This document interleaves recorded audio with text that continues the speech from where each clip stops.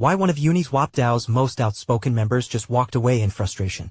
The situation highlights the struggle of balancing DeFi protocol interests. One of the Uniswap DAO's top contributors walked away in frustration on Monday amid concerns that other stakeholders wield too much power over the decentralized protocol. Pepo, a pseudonymous delegate whom other token holders entrusted to vote on their behalf, had participated in Uniswap's governance since 2023. He wielded 455,000 Uni tokens, making him one of the top 20 largest delegates. The reason for the departure? Other organizations involved in the running of Uniswap, primarily the nonprofit Uniswap Foundation, have pushed aside the opinions of DAO members and have been unreceptive to feedback, Pepo said in an X post. The foundation's behavior seems to have prioritized insulation over collaboration and in doing so may have actively harmed Uniswap, Pepo said. Devin Walsh, executive director of the Uniswap Foundation, didn't provide direct comment to CoinDesk when asked about the accusation. However, she did provide a rebuttal on social media. Delegate participation is essential to the success of the Uniswap ecosystem, she said on X. The Uniswap Foundation takes their feedback seriously.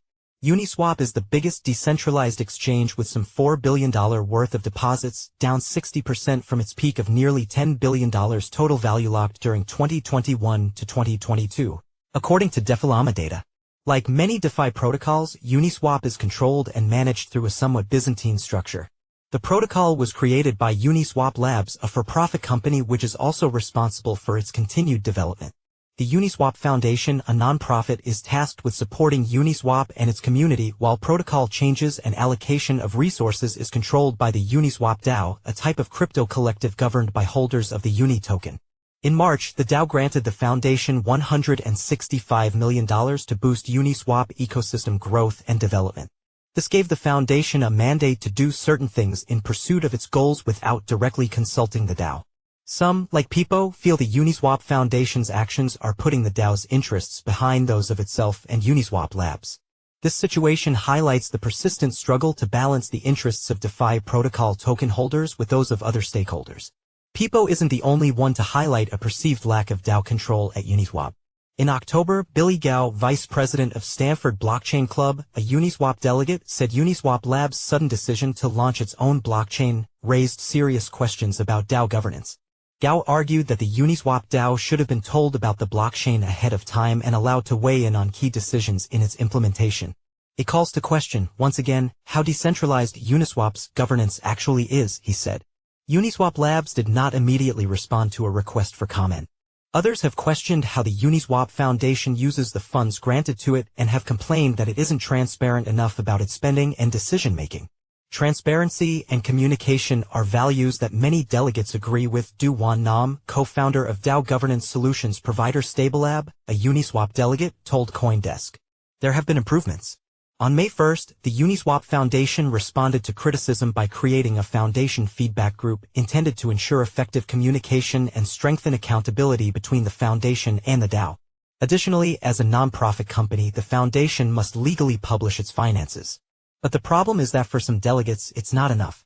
It's a loss for any DAO whenever a delegate feels the only way to make an impact is through stepping down, Pepo Imperium, governance liaison at Uniswap DAO delegate G-Fex Labs, told CoinDesk. Some governance participants also complained that a lot of Uniswap DAO communication and decision-making happens privately instead of publicly on the Uniswap governance forums. This has led to complaints that major decisions are all agreed on by large delegates behind closed doors before going to a public vote. It's necessary for proposals to receive a degree of feedback before being presented publicly, Nam said. It's not unlike traditional governance. Congressmen won't just blindly write bills without talking to relevant stakeholders or other congressmen, Nam said. But it's a double-edged sword. As DAOs mature, there's also a sense that they are becoming more about politics and appearances rather than pursuing what's best for the protocol. Multiple Uniswap delegates declined to comment to CoinDesk when asked about the complaints highlighted by Pepo. Read more. Uniswap passes $165 million funding plan after DAO vote. Tim reports on all things DeFi. He came to CoinDesk from DL News where he published over 400 articles covering everything from institutional adoption to DAO governance. He reported extensively on North Korea's $1.4 billion theft from crypto exchange Bybit and documented its impact across the crypto industry. He also conducted multiple investigations into alleged crypto scams, and his reporting on waves was cited in a lawsuit filed by the FTX Recovery Trust against the blockchain's founder Sasha Ivanov. His previous reporting on the bankruptcy of crypto hedge fund Three Arrows Capital was also cited in documents submitted to the High Court of Singapore. Disclosure: Tim holds over $1,000 worth of Ethereum.